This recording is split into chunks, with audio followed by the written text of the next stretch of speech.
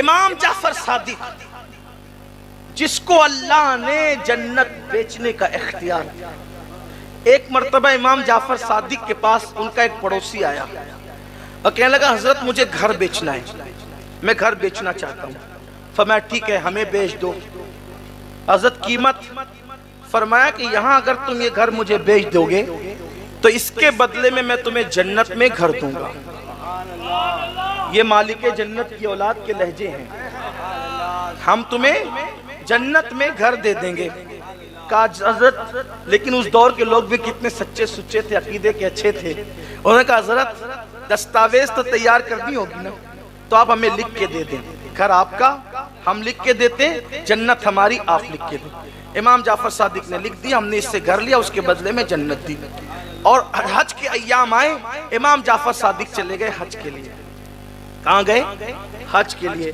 خدا کا کرنا وہ حج کے لیے گئے، ادھر اس کی طبیعت خراب ہو گئی۔ جس نے جنت خریدا تھا مکان دے کر، اس نے وصیت کی میرا انتقال ہو جائے تو یہ چٹھی امام کے ہاتھ کی لکھی میرے کفن میں رکھ دینا، اس لیے کہ دستاویز ہے جنت کی، ساتھ میں لے جانا ہوگا دکھانے کے لیے، تو پھر جنت ملے گی اسی پر۔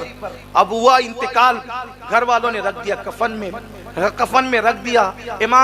امام جعفر صادق حج کر کے واپس آئے۔ جب حج کر کے واپس آئے تو اس کے جو وارث تھے ان کی نیت خراب ہو گئی، وہ سب کے سب چلے آئے امام کے پاس، کہنے لگے واہ صاحب آپ نے تو ہمارا گھر لے لیا، ہمارے گھر پہ قبضہ کر لیا۔ امام نے فرمایا ہم نے قبضہ نہیں کیا، ہم نے خریدا ہے اصول کے مطابق۔ کہا کتنے میں خریدا؟ کہا پوچھو۔ کہا اس کا تو انتقال ہو گیا، ہم اس کے وارث ہیں۔ کہا دیکھو ہم نے اس کو جنت میں محل دیا تھا اور یہاں کا گھر خریدا تھا۔ تو کہا وہ دستاویز لکھ کر دی تھی۔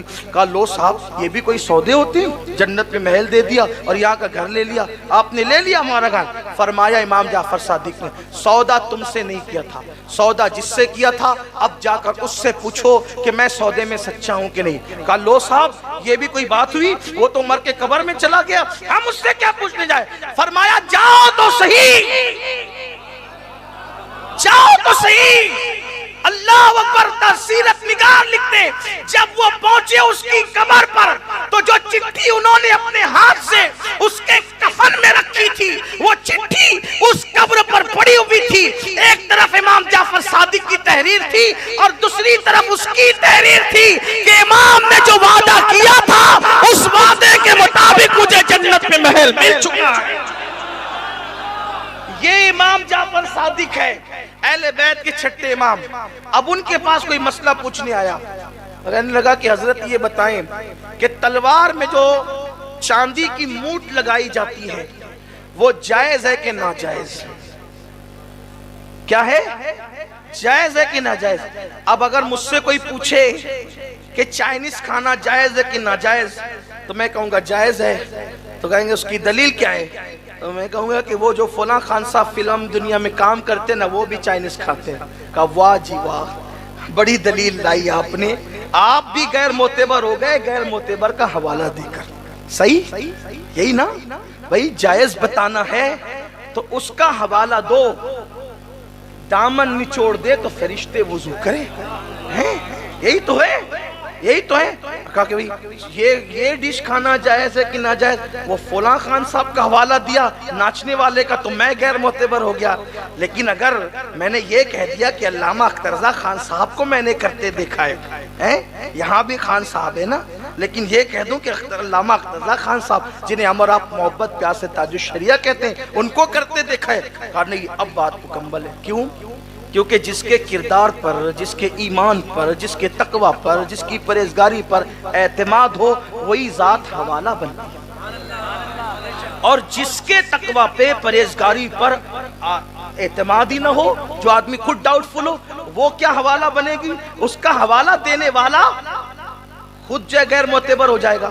اب امام جعفر صادق، توجہ کر رہے ہیں آپ، امام جعفر صادق، امام جعفر صادق جو ہم حنفیوں کا حوالہ، جو شافعیوں کا حوالہ، جو مالکیوں کا حوالہ، جو حنبلیوں کا حوالہ، جو بہلول دانا جیسے مجذوب کا حوالہ، جعفر صادق سب کا حوالہ، بلکہ جو لوگ فقہ حنفی مالکی شافعی کو نہیں مانتے تو وہ لوگ بھی فقہ جعفری کو اپنا حوالہ مانتے ہیں. ہو گیا سب کے لیے حوالہ، دونوں فریقین کے لیے حوالہ. اب امام جعفر صادق سب کے لیے حوالہ. شیعہ سنی سب کا حوالے کا نام ہے جعفر صادق. وہی پر امام اعظم، وہی پر داتا علی حجوری، سب وہی جو سب کا حوالہ ہے امام جعفر صادق. ان کا حوالہ کون ہے؟ ان کا حوالہ کون ہے؟ وہ کس کو دلیل بناتے ہیں؟ وہ کس کو دلیل مانتے ہیں؟ آنے والا پوچھتا ہے چاندی کی مونٹ تلوار میں بنانا کیسا؟ فرماتے امام جعفر صادق جائز ہے. فرماتے جائز ہے. پوچھنے والے نے پوچھا دلیل؟ فرمایا ابو بکر صدیق نے اپنی تلوار میں چاندی کی مونٹ لگائی تھی، تو چونکہ انہوں نے لگائی تھی اس لیے جائز ہے. پتا چلا جعفر صادق کا مسلک یہ ہے. کام کیا ہوا اس کا مجھے کوئی خبر نہیں. ابو بکر غلط نہیں کر سکتے. اگر چاندی کی مونٹ تلوار میں لگا لی تو ابو بکر کی بات دلیل بن گئی. اب جتنے کام ابو بکر نے کیے ہیں ابو بکر کے کام نہیں دیکھتے، چونکہ وہ ذات غلط کر نہیں سکتی اس لیے انہوں نے لگایا تو لگانا جائز ہے. تو آنے والے کی نیت میں کچھ ڈاما ڈول تھا. اس نے کہا آپ بھی ان کو صدیق کہتے ہیں؟ آپ بھی ان کو صدیق کہتے ہیں؟ اب امام جعفر صادق بیٹھے تھے، کھڑے ہو گئے اور پھر کہتے ہیں ہوا صدیق صدیق صدیق صدیق صدیق صدیق. جب تک ان کی سانس نہیں ٹوٹ گئی وہ ابو بکر کو صدیق صدیق صدیق کہتے ہیں. وہ صدیق ہے، صدیق ہے، صدیق. اور مولا کائنات کو کہتے ہیں کہ آسمانوں سے خدا نے جو ابو بکر کا نام نازل کیا ہے وہ صدیق ہی ہے. نعرہ تکبیر، نعرہ رسالت، نعرہ حیدری، خاندان اہل بیت اور سیدنا صدیق اکبر. تو مال کے بعد باری آتی ہے آل کی. اب آل کے معاملے میں صدیق اکبر نے ترجیح کس کو دی؟ قربان. آپ کی بڑی مشہور روایت ہے، آپ کا بیٹا ایمان لانے کے بعد صدیق اکبر کے ساتھ اس کی بابا بدر کا میدان کتنا بھیانک اور دردناک تھا. ایک طرف باپ، دوسری طرف بیٹا، ایک طرف چچا، دوسری طرف بھتیجا، ایک طرف ماموں، دوسری طرف بھانجا. یہ حضور کے صحابہ ہیں. میرے عزیزو، نبی کے لیے کوئی داماد نہیں چھوڑتا یار، انہوں نے اپنا باپ چھوڑا ہے. جو شہر میں کعبہ تھا، کعبہ، وہ شہر چھوڑا. ہمیں کعبے سے کیا مطلب، محبوب گیا تو ہم بھی چلے. یہ صحابہ ہیں. لوگ ان کا کردار آج مشکوک کر رہے ہیں جنہوں نے کعبے والا شہر چھوڑا، اللہ کے نبی کے لیے مال چھوڑا. اور یہ تو صدیق اکبر ہے. امام تبری لکھتے ہیں کہ ایک بار صدیق اکبر یوں آستین چڑھا کے تھر تھر کانپتے ہوئے بارگاہ مصطفیٰ کریم میں حاضر ہوئے. سرکار نے کہا یہ تیری حالت کیا ہے ابو بکر؟ عرض کی حضور وہ ابو قحافہ ہے نا، ابو قحافہ میرا باپ، آج اس نے آپ کے خلاف کوئی جملہ کہہ دیا، اب اس کو میں نے ایک مکہ مارا ہے، وہ گر کے بے ہوش پڑا ہوا ہے.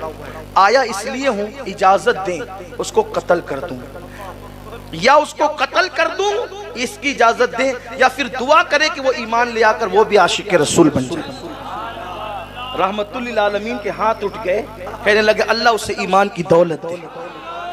پھر صدیق اکبر کا مقدر یہ ہو گیا کہ ان کے ابا بھی صحابی، ابو بکر صدیق خود بھی صحابی، ان کے بیٹے بھی صحابی، ان کے پوتے بھی صحابی.